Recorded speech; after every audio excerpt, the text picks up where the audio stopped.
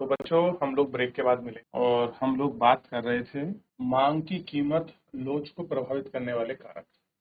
तो प्राकृतिक कारक मैंने कुछ एक्सप्लेन कर दिया था।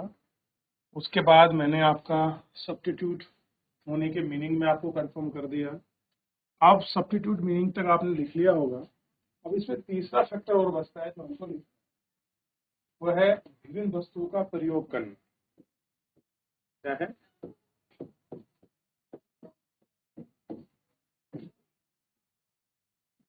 विभिन्न वस्तुओं का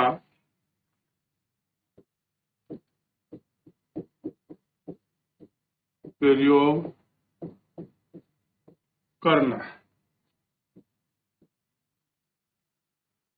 वस्तुओं के उपभोग का स्थापन होना।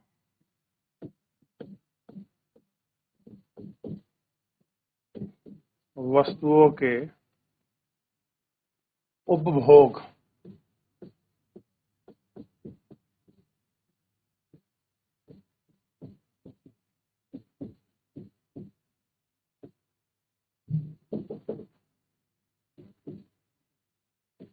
का स्थापन होना।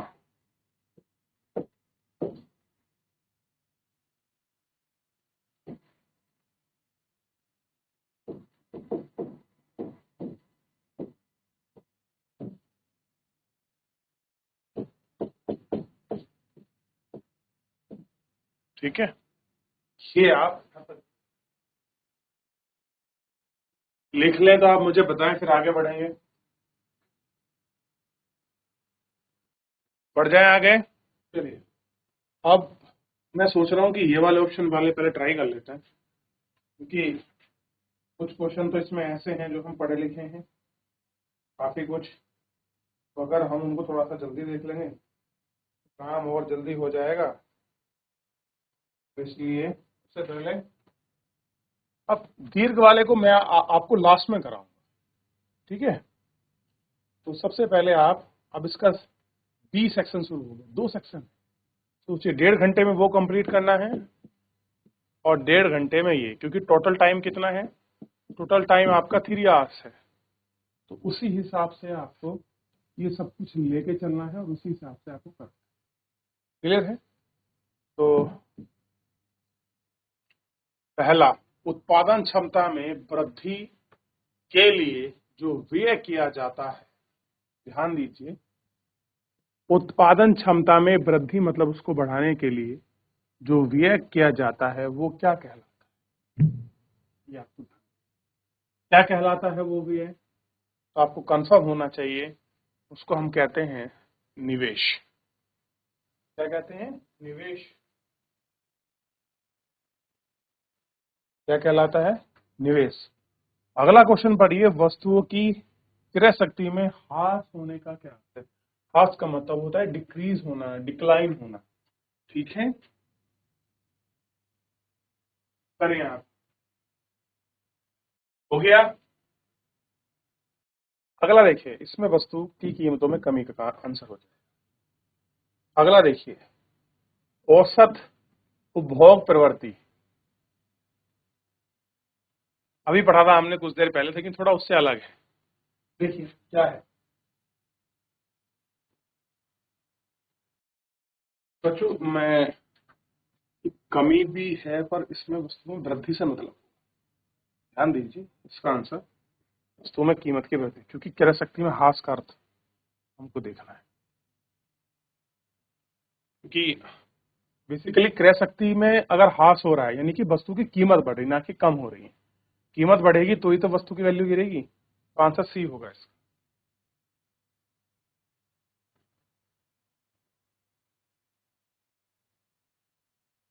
अगला देखिए, इसके बाद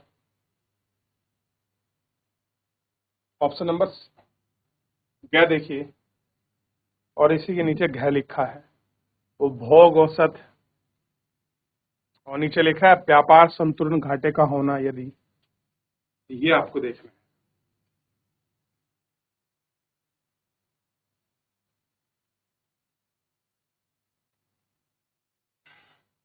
करे करे जल्दी करे बेटा, देखिए फटाफट।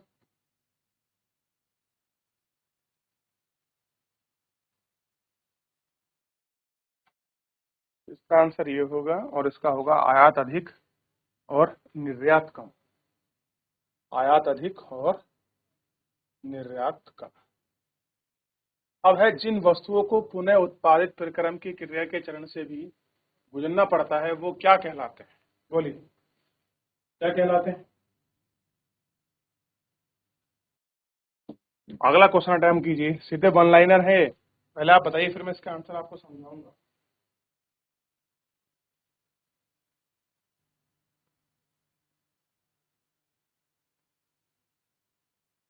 यही लिख देता हूँ मैं, इसी के नीचे जो है मैं आंसर कर देता हूँ, इस तरीके से यही लिख दूंगा। तो जिन वस्तुओं को पुनः उत्पादन प्रक्रम के चरण से भी गुजरना पड़ता है वो क्या कहलाती हैं? तो वो कहलाती हैं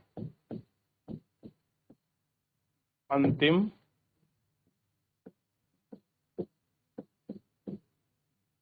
वस्तुएं।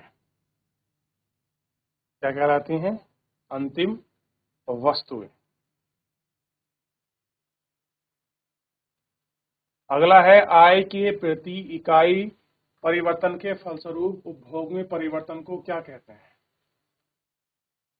बताइए।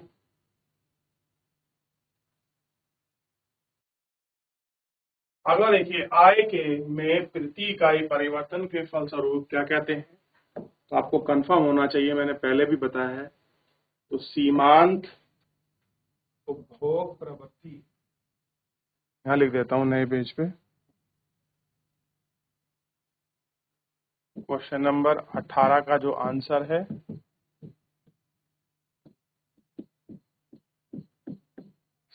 सीमांत उपभोग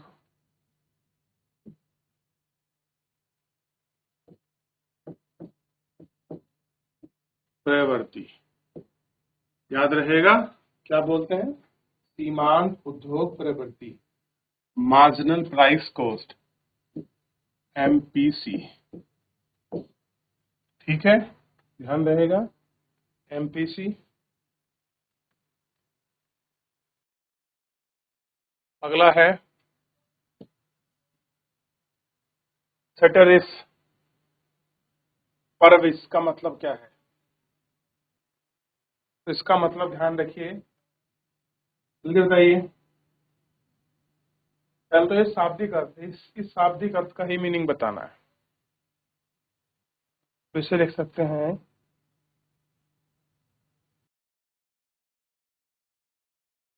क्वेश्चन नंबर 19 का आंसर, अगर अन्य बातें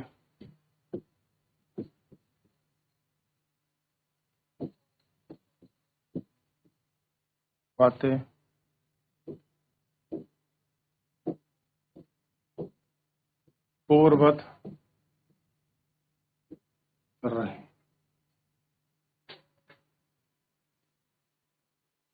पूर्ववत रहे। करिए बच्चों।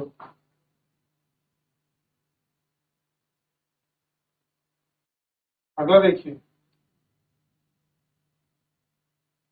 भारत में वस्तु एवं सेवा कर कब से लागू हुआ? वस्तु एवं सेवा कर को बोलते हैं जीएसटी, गुड्स सर्विस टैक्स। क्या है? जीएसटी कब से लागू हुआ? बताइए, कौन बच्चा बताएगा कि जीएसटी कब से लागू हुआ है भारत में? बताइए बेटा, फिर आगे बढ़ जाएंगे हम सभी। देख लीजिए आप।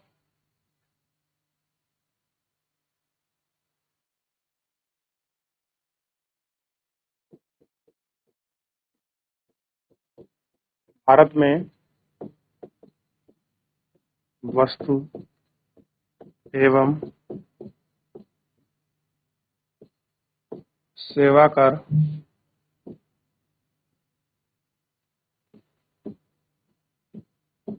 1 जुलाई 2017 से लागू हुआ, और इसी को बोलते हैं GST। ठीक है, गुड्स एंड सर्विस टैक्स क्या बोलते हैं? GST।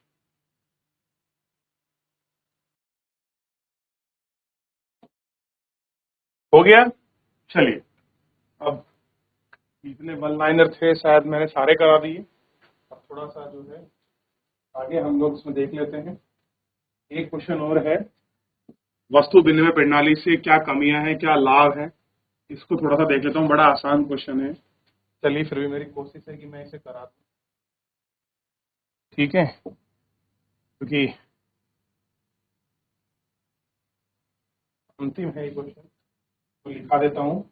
वस्तु वस्तु विनिमय प्रणाली क्या है, तो आंसर ही करके सीधा करेंगे। ठीक है, तो वस्तुओं के साथ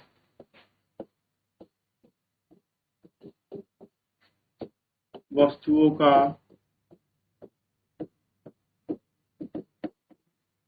वस्तुओं के साथ वस्तुओं के साथ प्रत्यक्ष अदला बदली या परिवर्तन। प्रत्यक्ष का मतलब है तो होता है सामने सीधा, प्रत्यक्ष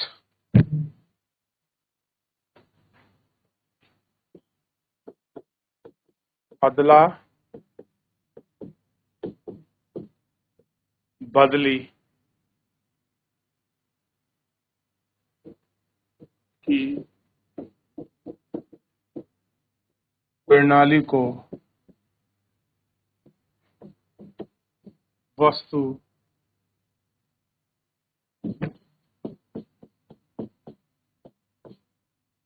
विनिमय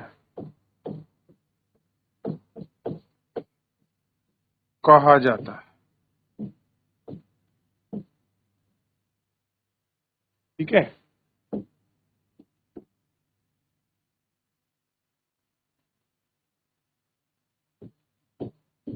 वस्तु विनिमय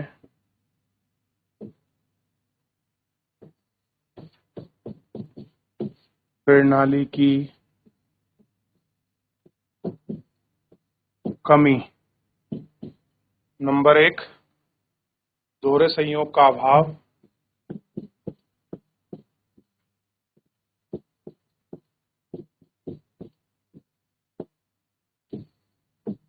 दोहरे संयोग का अभाव। नंबर 2 देखिए, नंबर 2 क्या होगा? वस्तु विभाजन में कठिनाई। वस्तु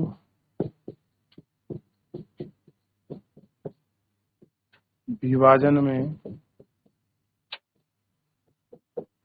कठिनाई।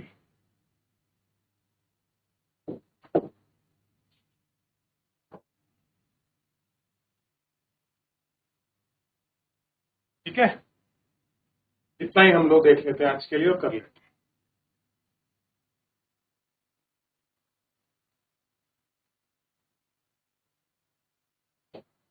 चलिए बेटा, तो इसको अच्छे से कॉपी करें।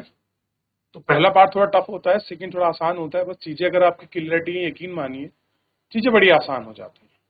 तो बस रिवीजन आप जितना मल्टीपल करेंगे उतना कोशिश अच्छा रहेगा। तो फिलहाल आज के लिए इतना ही, धन्यवाद।